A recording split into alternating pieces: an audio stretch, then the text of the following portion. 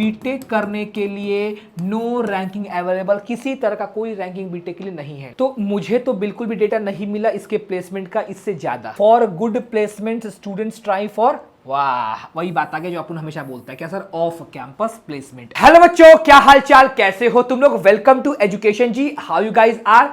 तो आज हम बात करते हैं एक अपने गवर्नमेंट फंडेड टेक्निकल इंस्टीट्यूट मतलब जीएफटीआई। कौन सा जीएफटीआई? गुरु घासीदास विश्वविद्यालय। बहुत डिमांड था तुम लोग का, सर इस पे एक वीडियो बना दीजिए, तो लो बना दिए।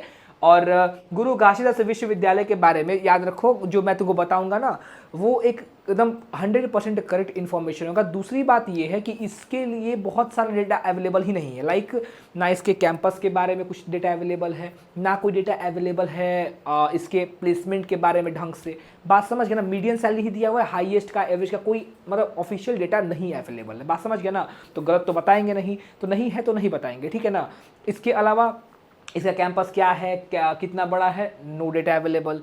ओके, सो किस तरह का कॉलेज है तुम देख लो, इसका फी कितना लगता है, इसमें कैसे पढ़ सकते हो, बहुत ही सस्ता कॉलेज है ये। और इसका कट ऑफ क्या रहेगा सब तुमको दिखाते हैं। सबसे पहले इसको नैक बी की रैंकिंग है, बात समझ गया ना, मतलब नैक बी से इसको एग्रीगेट किया गया है। Of course government funded technical institute है तो गवर्नमेंट वाला ही होगा। और एस्टैब्लिश हुआ था 1983 में। है कहाँ से ये छत्तीसगढ़ बिलासपुर में है। कहाँ पे है? बिलासपुर छत्तीसगढ़ में, ठीक है ना, तो वहाँ पे है ये। अच्छा, अगली बात ये है कि सर इसके रैंकिंग के बारे में कुछ बता दीजिए। तो देखो इसका रैंकिंग बीटेक में घंटा कुछ नहीं है, कोई बीटेक में इसकी कोई रैंकिंग नहीं है। इसकी रैंकिंग है तो कहां पे है? इसकी रैंकिंग तुमको मिलेगी फार्मेसी में, ठीक है। तो एनआईआरएफ रैंकिंग फार्मेसी में ये 54th पोजीशन पर है। मैं फिर से कह रहा हूं, बीटेक करने के लिए नो रैंकिंग अवेलेबल, किसी तरह का कोई रैंकिंग बीटेक के लिए नहीं है इन लोगों के पास, ठीक है ना। तो फार्मेसी के लिए ही इसकी रैंकिंग है 54th है, तो मैं तो यही तुमको दिखा रहा हूँ, बीटेक के लिए कोई रैंकिंग यहाँ पे नहीं है। बात समझ गया ना। अच्छा, अब ये बात है कि सर इसमें फी कितना लगता है। तो देखो फी के बारे में बात करें तो अगर तुमको इसमें बीएससी करना है तो 27.5 के टू 4 लाख अराउंड लगेगा, ठीक है। ये टोटल 3-4 साल का जो भी है पूरा टोटल फी है ये। अच्छा, बीटेक करना है तो 10 कोर्सेज है बीटेक में, 1.1 लाख। ये देखो, ये सबसे इंपॉर्टेंट चीज़ है, 1.1 लाख। इसका मतलब ये क्या है? सस्ता सस्ता सस्ता माल है ना, 10 का दो 10 का दो 10 का दो। तो ये 1.1 लाख में 4 साल का तुम बीटेक कर लोगे। ये इसका ट्यूशन फी है ओनली।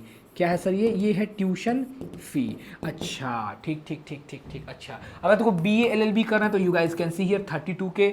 बी फार्मा करना है तो 1.18 लाख, एमएससी 16.6, बीसीए 1.9 लाख और बीए करना है तो 16.15 के। Are you guys getting? अच्छा, अब एक बात और सुनो, मैं हमेशा कहता हूं कि ट्यूशन फी आंखों का धोखा है, क्योंकि असली में इतना पैसा नहीं लगता, उससे ज्यादा लगता है। क्यों सर? ट्यूशन फी के साथ ऐड होता है हॉस्टल फी और तब जाके बनता है टोटल फी। तो total fee is, hostel fee तुम्हारा मिला के हो जाएगा 1.62 लाख हॉस्टल फी है 4 साल के लिए, और टोटल फी हो जाएगा 2.72 lakh. I you guys getting my point? तो इसको दोनों को जोड़ दो, हॉस्टल फी को जोड़ना पड़ता है। आई बात समझ में? तो दिस इज योर अमाउंट। फिर भी ये कितना है? बहुत ही चीप है, मतलब सस्ता है।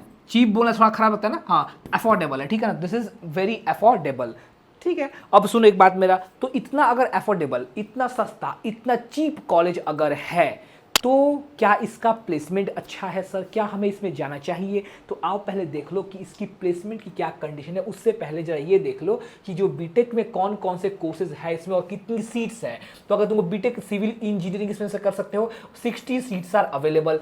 बीटेक सीएसई कर सकते हो, 90 सीट्स आर अवेलेबल। ईसीई कर सकते हो, 90 seats are available. BTech in industrial and production engineering 60 seats are available. BTech in IT 60 seats available. Mechanical engineering 90 seats, chemical engineering 60 seats, electrical engineering 60 seats. अच्छा, एक बात और बता दे, जब वेबसाइट पे चेक कर रहे थे तो 2 और दिखा रहा था। एक तो दिखा रहा था वीएफएक्स और आर्टिफिशियल इंटेलिजेंस, 2 और कोर्स था ना। तो इंजीनियरिंग इन वीएफएक्स ऐसा कुछ था, उसमें कोई सीट्स अवेलेबल कोई नहीं था, कुछ नहीं था उसमें, बस था। तो पता नहीं वो चालू होगा कि अभी चलता है कि नहीं चलता, आई थिंक नहीं चलता होगा, बस नाम के लिए है, ठीक है, इसलिए दिखा भी नहीं तुमको हम। और तुम जोसा के वेबसाइट पे जाके भी तुम चेक करोगे तो तुमको यही कोर्सेज बस वहाँ पे दिखाई देंगे। बात समझ गया ना। Now let's talk about return on investment, मतलब पैसा दिए तो मिल कितना रहा है ना। पैसा कहीं लगाओगे तो क्या हमको उसमें से प्रॉफिट हो रहा है कि घाटा हो रहा है, ये जानना बहुत जरूरी है। यस सर, जानना जरूरी है।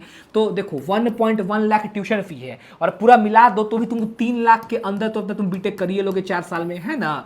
4 साल और रुपया 3 लाख, बहुत नाइंसाफी है ये। अच्छा ठीक है, और ये क्या है सर? 4 लाख का मीडियन पैकेज है। Highest package sir no data available, sir average package घंटा नहीं पता किसी को। अच्छा, मीडियम पैकेज का पास डेटा अवेलेबल है जो कि 4 लाख है। Now you guys tell me, 4 lakh है और इसमें बीटेक के लिए कैसी पढ़ाई होती है कैसी नहीं होती है, क्योंकि इसके लिए बीटेक का कोई रैंकिंग भी नहीं है, तो मतलब कि मेरे हिसाब से कोई खास अच्छी पढ़ाई भी नहीं होती होगी एज पर माई ओपिनियन, क्योंकि इसको ना बीटेक के लिए कोई इसमें रैंकिंग है ना कुछ भी है, बात समझ गया ना। तो ये 4 लाख भले इसका मीडियम सैलरी है, तो मुझे तो बिल्कुल भी डेटा नहीं मिला इसके प्लेसमेंट का इससे ज़्यादा, बात समझ गया ना। लेकिन हाँ, कुछ फीडबैक्स थे, कुछ रिव्यूज़ थे, तो वो तुमको मैं यहाँ पे दिखा दे रहा हूँ जो रिव्यूज़ थे इसके बारे में। तो for good placement students try for, वाह वही बात आ गई जो अपन हमेशा बोलता है, क्या sir, off campus placement and very few students go for on campus placement. देखो सर, हमको इसमें एडमिशन लेना चाहिए कि नहीं लेना चाहिए, तो फिर से मैं कह रहा हूँ कि कॉलेज तुम्हारा, देखो बात समझो, तुमको IIT NIT IIIT नहीं मिलेगा, ठीक है, तुम्हारे पास इतना भी पैसा नहीं कि बहुत महंगे कॉलेज में जाके पढ़ सकते हो, अगर है तो कोई दिक्कत नहीं है। लेकिन अगर ठीक है तुम्हारे पास कम पैसा है, तुम पढ़ना चाहते हो, ठीक है, तो चले जाओ कॉलेज में। कॉलेज में जा करके थोड़ा सा ना अपने आप को डेवलप करने की कोशिश करना, अपने स्किल पे वर्क करना, ठीक है। कॉलेज में पढ़ाई हो रहा है, ठीक है, वो पता है कि क्या पढ़ाई हो रहा है कॉलेज में, अपने कोई ऑनलाइन कोर्स ले लेना, कुछ माइनर कोर्सेज ले लो, कुछ स्किल सीखो और इतने काबिल बन जाओ 4 साल में, एकदम 4 साल मेहनत करके ऐसे काबिल बन जाओ कि क्या कर पाओ, ऑफ कैंपस प्लेसमेंट ले पाओ। ये मैं नहीं कहता, रिव्यूज़ कहते हैं, ऑफ कैंपस प्लेसमेंट लेने का ताकत रखो, ये बात हमेशा कहते हैं। कैंपस प्लेसमेंट के भरोसे छोटे कॉलेज में बैठना गुनाह है, क्राइम है, वो बात समझ गया ना। अच्छा, and very few students go for on campus placement, बहुत ही कम बच्चे ऑन कैंपस प्लेसमेंट के लिए जाते हैं। Got it sir. अच्छा, तो इस बात का ख्याल रखना। अब देख लेते हैं कि इसका कट ऑफ क्या था, है ना, ये जानना बहुत जरूरी है। तो 2024 के जोसा का लास्ट राउंड का, है ना, कट ऑफ है ये, तो ये देख लो एक बार कितने पे क्लोज हुआ था। तो CSE का पहले हम दिखा रहे हैं तुमको, CSE के लिए सारा, CSE का तुम ओपन से हो तो देख लो कहाँ पे क्लोज हुआ था, 65,000 पे ये क्लोज हुआ था।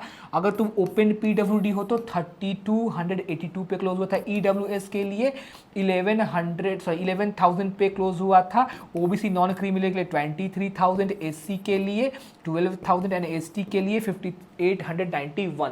तो क्या तुम्हें CSE ब्रांच मिलेगा इसमें कि नहीं मिलेगा, एक बार देख लो, चेक कर लो, ठीक है, कंपेयर कर लो यहाँ से। इसके अलावा एक और ब्रांच रहा है मैकेनिकल ब्रांच, इसका जरा सा देख लो कट ऑफ, ये भी इंपॉर्टेंट देखना, क्योंकि सर ओपन के लिए गया था 96,985, EWS के लिए 16,000, OBC नॉन क्रीमी लेयर के लिए 35,162, SC के लिए 15,461 और ST के लिए 7,416। So this was the cut off for last year. Okay, अच्छा, एक और फील्ड का कट ऑफ लेकर आए हुए हैं, वो कौन सा sir, industrial and production engineering. इसके लिए भी देख लो, ओपन से अगर हो तो 1,10,000 पे भी तुम्हारा इसमें एडमिशन हो जाएगा इस GFTI में, ठीक है।